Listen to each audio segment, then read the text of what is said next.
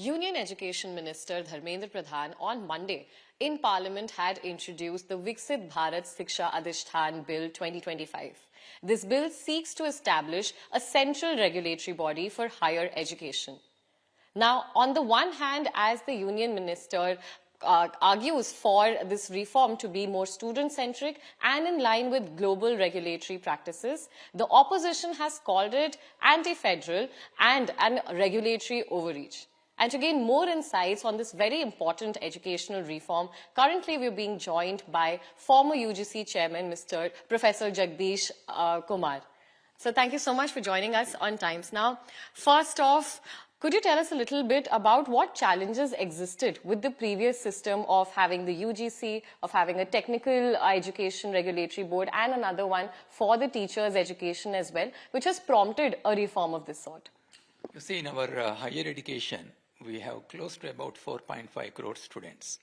And nearly 90% of these students are regulated by 4 regulators: UGC, AICTE, NCTE, and the Council of Architecture. So the main goal of VBSA bill is to harmonize the multiplicity of regulators that we have in our higher education and come up with a single regulator. That is the central idea of this bill. Now, what are the challenges that we have today? Take, for example, UGC. Many universities are comprehensive universities, meaning that the university may run general programs such as BSc, BCom. It may also run engineering programs. It may also have teacher education programs and architecture programs. So under the current system, they will have to approach multiple regulators to get approvals and to start their programs. So you're saying for the same university has to then go out to all of these different regulators in order to get their approvals. In addition to that, the problems are that these regulators have overlapping jurisdictions, and then their regulations are also conflicting with each other. So you can imagine how difficult it is for the educational institutions to run their programs. So to overcome this multiplicity of regulation and also to bring light but tight regulatory system in our country, which is more facilitative than micromanaging these institutions. Let me explain what is this light and tight. Yes, so this is also mentioned in the NEP 2020 as well. Yes, light in the sense that the educational institutions which are performing well, they will get greater autonomy, and there will not be any day-to-day interference of the regulator with the educational institutions, less bureaucratic hassles. This is what the NEP 2020 means by light. Tight means the focus on transparency, integrity and accountability on the part of the educational institutions. NEP 2020 also says that the regulation in our country should be rooted and futuristic. Rooted in the sense that the regulation should facilitate the educational institutions to provide such an education which makes our students critical thinkers, problem solvers, and innovators, so that they can solve the challenges that our country is facing using approaches which are India-rooted. But they also have to be futuristic, because many of the challenges that we face are also global challenges, such as the climate change, the environmental degradation that is happening. These are global challenges, therefore, these solutions also have to be futuristic. So keeping all this, the VBSA bill has been framed, and the VBSA bill has not come overnight. In fact, the first mention of a unified regulator was made in the first draft of National Education Policy, which was released in 2019 for public discussion. And after year-long discussions, this idea was introduced in the final NEP 2020. And during last 5 years, there has been many reforms introduced in higher education, but our higher educational institutions find it difficult to deal with multiplicity of the regulators that are there in the current system. So I feel that the establishment of VBSA is a timely intervention made by the government to make sure that our higher education system becomes one of the best in the world. So, as you've said that it is a timely intervention, this bill has been in the makes for years, since 2019 as well. The Education Minister has also spoken about how this is going to advance student welfareism, that there is going to be a single point of system, a faceless technology-driven platform. How do you think that is going to make education as a process more accessible, considering students are the stakeholders here as well? What direct benefits can they assume from such a distribution in power? See, students are central to our education system. They are the future of our country. Students have to have access to flexible education system where they can make choices on what they want to study.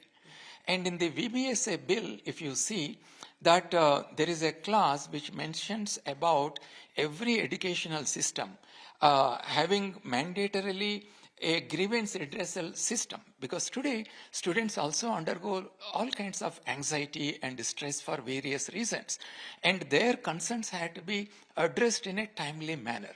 And one another important thing that you see in the VBSA bill is that the student feedback on the education, the quality of education that is provided, the kind of infrastructure that is made available to them. Students can actually give feedback, and it is a central component of how we evaluate the educational institutions. So students play a central role in ensuring that our educational institutions become accountable and responsible.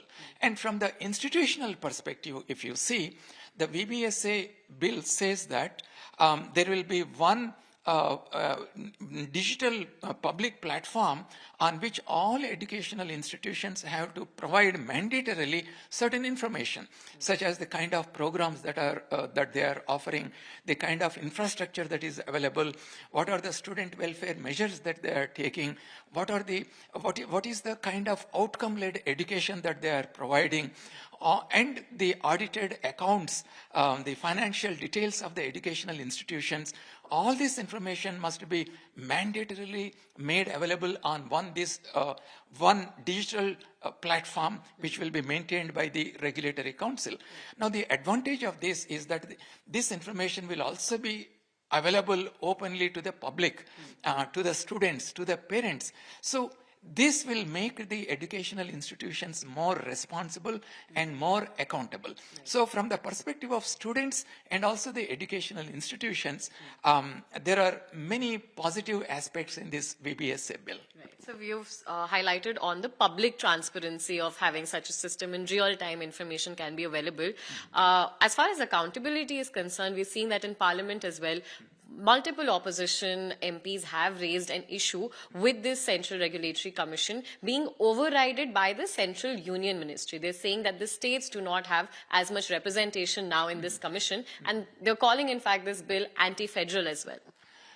The VBSA bill proposes a top umbrella apex body which has 12 members.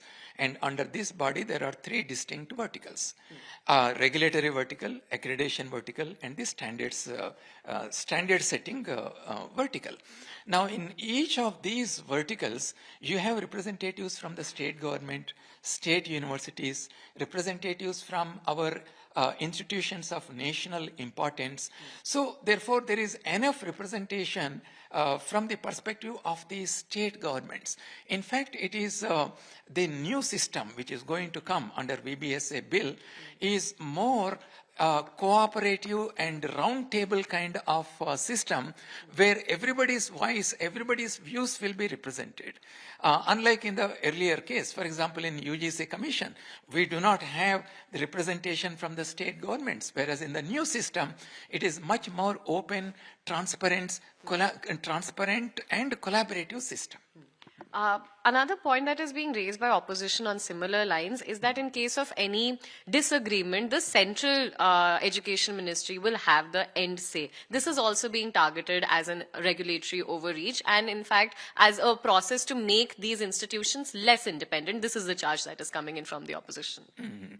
You see, VBSA and its verticals will come with broad guidelines for the educational institutions, be it the minimum qualifications for the faculty recruitment and the broader national credit framework. So the educational institutions can innovate and come up with new programs and new pedagogical approaches within these broader guidelines.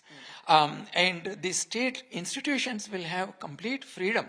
Their statutory bodies such as the Academic Council and Executive Council will have complete freedom to design their educational programs. So therefore, it is not a centralized top-down approach at all.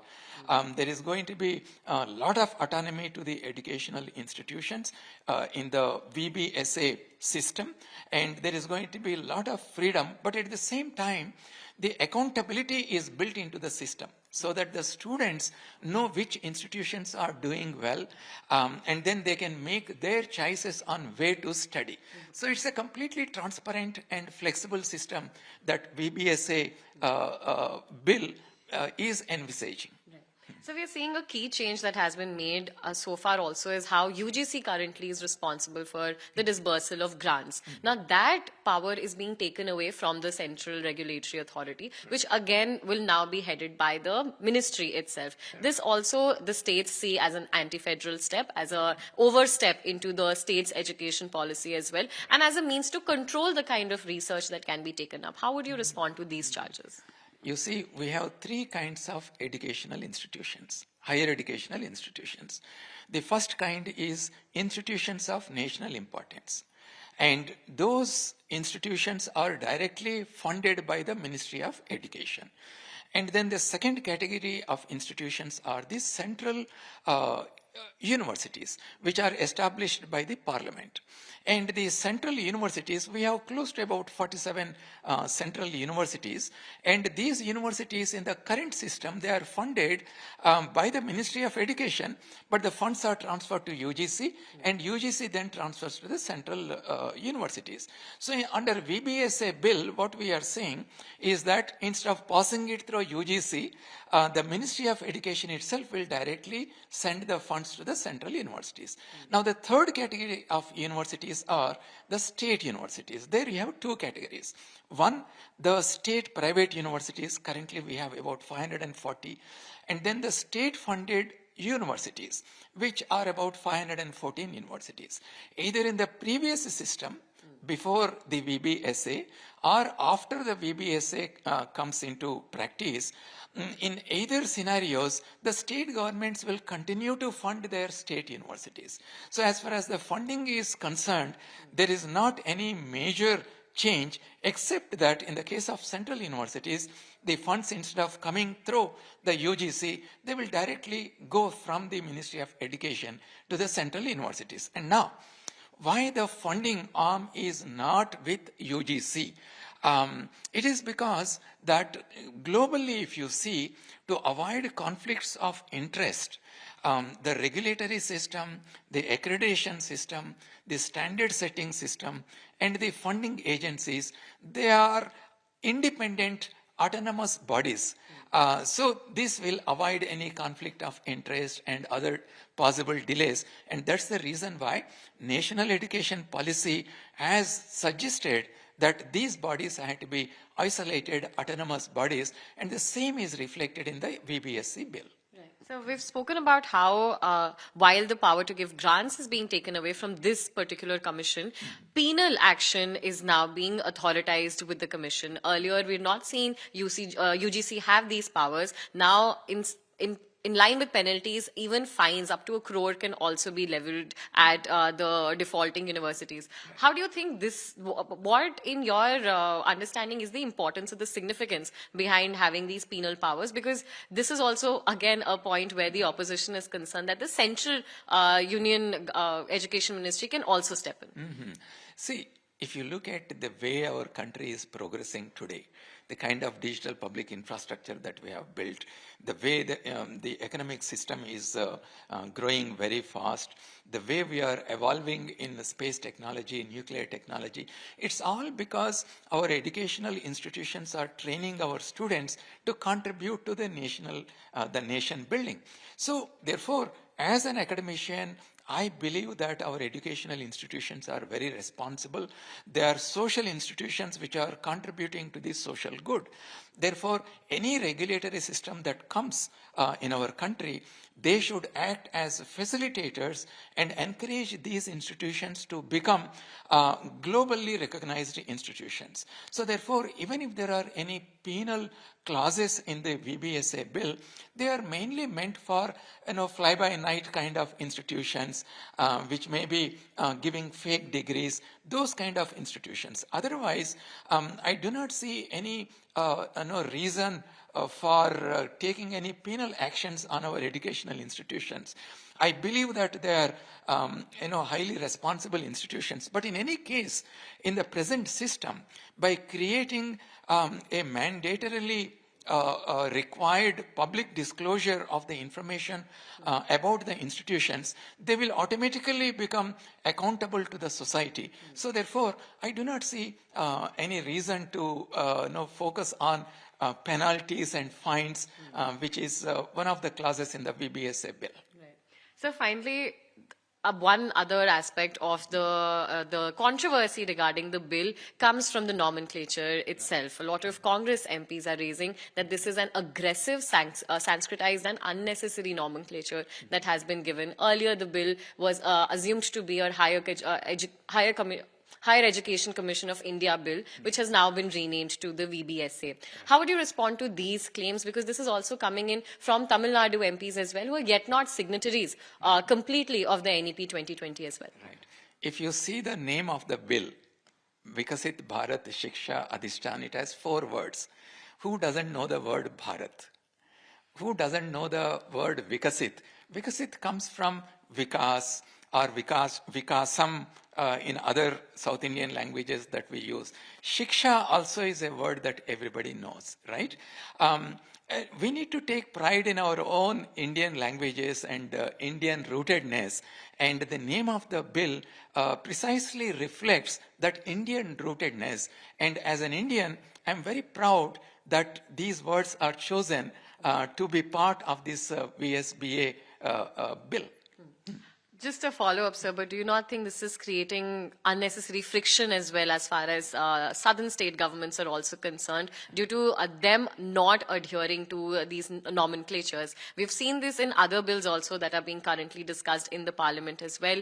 Specifically, MPs from Tamil Nadu have been calling it a debate versus a 3,000-year-old language and a 5,000-year-old language. Does this not steal the light away from the educational reform aspect of the bill by adhering to such nomenclature? See, the core of the VBSA bill is to bring more transparency, more accountability in our higher education system, and empower our students to, as I said, solution providers and critical thinkers, and participate in our nation building. And we have set a goal for ourselves to make our country Vikasit Bharat by 1947. And it is time for all of us to work together and enable our educational institutions to focus on excellence through this Vikasit Bharat Shiksha Adhishthan, the establishment that is going to be created in our country. I think it's a very welcome move, and as an Indian, all of us should look forward to establish this and make our education system one of the best in the world and take India to the next level. Thank you so much for taking out time for us at Times Now, sir. So this bill that has been in the make since 2019 has now been referred to a joint parliamentary committee as well for further deliberations. 2026 is when we can see the implementation of the same as well by the time the budget session ends. Now, what transpires in the joint parliamentary committees is something that Times Now will also be keeping a watch on. We were listening to Professor Jagadesh M Kumar, former UGC Chairman, here on Times Now. With video journalist Ankit, this is Kritika Tiwari reporting from New Delhi.